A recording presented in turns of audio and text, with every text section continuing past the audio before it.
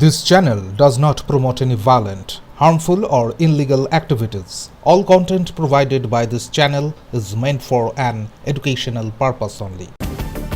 আজ বৃহস্পতিবার ও আগামীকাল শুক্রবার দক্ষিণবঙ্গের অধিকাংশ জেলায় ভারী থেকে অতি ভারী বৃষ্টির পূর্বাভাস দিয়েছে আবহাওয়া দপ্তর। দীঘা, শঙ্করপুর, মন্দারমণি সহ উপকূলবর্তী এলাকাগুলিতে প্রবল বৃষ্টির সম্ভাবনা রয়েছে। উত্তর ও দক্ষিণ 24 পরগনা, পূর্ব ও পশ্চিম মেদিনীপুর, কলকাতা, হাওড়া, হুগলি, বাঁকুড়া, বীরভূম, ঝাড়খণ্ড ও পশ্চিম বর্ধমানে ভারী থেকে অতি ভারী বৃষ্টির সম্ভাবনা রয়েছে। কোথাও কোথাও 200 মিমি পর্যন্ত বৃষ্টি হতে পারে। কলকাতা সহ গাঙ্গেয় জেলাগুলিতে আজ সারাদিন মাঝারি বৃষ্টি চলবে।